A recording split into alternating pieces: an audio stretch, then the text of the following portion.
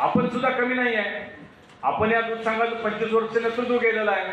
आपल्या विचाराचे लोक आहेत, गेल्या 5 वर्षामध्ये त्रस्त झालेले लोक आहेत, अडचणीत आणलेले लोक आहेत, वासावरती गेलेले लोक आहेत. या सगळ्यांना संपर्क करून जास्तीत जास्त ठराव कार्यकर्त्यांनी पदाधिकाऱ्यांनी गोळा करावे. त्यासाठी लागणारे सगळ्या व्यवस्था आपण करू. आणि ज्याला लढायचं आहे, जे इच्छुक आहे, त्याला थोडंसं जादा काम करावं लागेल. असं म्हणून चालणार नाही की मी लय प्रामाणिक आहे आणि माझ्याकडं काय आता ठराव नाही, तरी पण मलाच तुम्ही संधी द्या. हे थोडंसं अडचणीचं होईल. थोडे ठराव आपल्या बाजूनं असणं गरजेचं आहे. त्यामुळे जे इच्छुक असतील त्यांनी थोडं जादाचं पळा. म्हणजे कार्यालयाकडनं काय व्यवस्था होणार आहे त्याच्यापेक्षा स्वतःच्या व्यवस्थेतून थोडंसं आपण थोडं पळा आणि मग त्याचा विचार नेते मंडळी करतील. आहे बदल्यांचा आहे, फरकाचा आहे, वासाच्या दुधाचा आहे. आणि या सगळ्याचा संघर्ष शोभिका महाडिकांनी 5 वर्ष चालू ठेवला. परंतु 2024च्या विधानसभेच्या निवडणुकीनंतर राज्यामध्ये महायुतीचं सरकार आलं.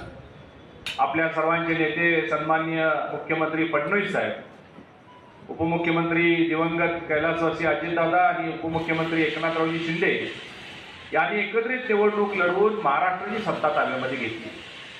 आणि त्याच्यानंतर होणाऱ्या प्रत्येक निवडणुकीमध्ये महायुतीहून आपण सामोरं जावं अशा पद्धतीच्या वरिष्ठांच्या सूचना आल्या.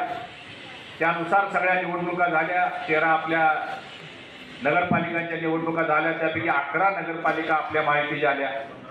महापालिकेची निवडणूक झाली. ऐतिहासिक विजय. भारतीय जनता पार्टीचे महापौर कोल्हापूर आणि इचलकरंजी दोन्ही ठिकाणी इतिहासात पहिल्यांदा आले. जिल्हा परिषदेची निवडणूक झाली. अभूतपूर्व यश. महायुती म्हणून जवळजवळ 51 सदस्य जिल्हा परिषदेचे आपले आलेले आहेत. आणि समान वाटा समान हिस्सा जिल्हा परिषदमध्ये सुद्धा सर्व पक्षांना मिळणार आहे. त्याच पद्धतीने याही निवडणुकीला आपण महायुती म्हणून समोर जाण्याचा निर्णय 2 दिवसापूर्वी मुंबईमध्ये जी बैठक झाली, ज्याच्यामध्ये सन्माननीय आपले नेते चंद्रकांतदादा पाटील, सन्माननीय मंत्री महोदय असणारे हसनजी मुश्रीफ साहेब, मंत्री महोदय असणारे आबिटकर साहेब आणि मग आम्ही सगळे आमदार खासदार सगळेच होतो, विनयरावजी कोरे साहेब, या सगळ्यांनी एक मतानं ठरवलं की आता महायुती म्हणून या दूध संघाच्या निवडणुकीला सामोरं जायचं आहे. हळवणकर साहेबांनी सांगितल्याप्रमाणे साम दाम दंड भेद, बाकी आता काय बोलत नाही. या सगळ्या माध्यमातून आपल्याला ठराव गोळा करायचे आहे. उद्यापासून किंवा आज संध्याकाळपासूनच तुम्ही आपल्या विचाराच्या ज्या संस्था आहेत त्यांना ताबडतोब संपर्क केला पाहिजे. 2-4 दिवसामध्ये त्याच्या याद्या बनवा की साहेब हे आपल्याकडे यायला तयार आहेत, हे आपले आहेत, हे कट्टर आहेत.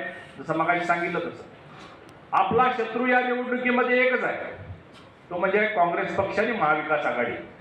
त्यामुळे सगळ्यात पहिलं त्यांच्या ठरावावर तुटून पडा तुम्ही, कारण त्यांची सत्ता येणार नाही आहे हे लोकांना माहिती आहे. त्यांचा एकही संचालक गोकुळ दूध संघामध्ये निवडून येणार नाही एवढं तर आपल्या सर्व दूध संस्था चालकांना समजतंय. त्यामुळं पहिलं आपण त्याच्यावर हात घातला पाहिजे, त्यांची समजूत काढली पाहिजे. बाबा आता तुम्ही प्रवाहाच्या विरोधात जाऊ नये.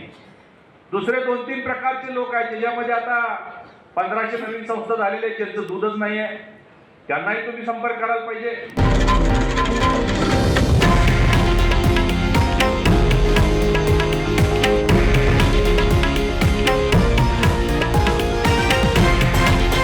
हे आहे देशातील नंबर 1 न्यूज नेटवर्क आणि आपण पाहत आहात TV9 मराठी, एकमेव.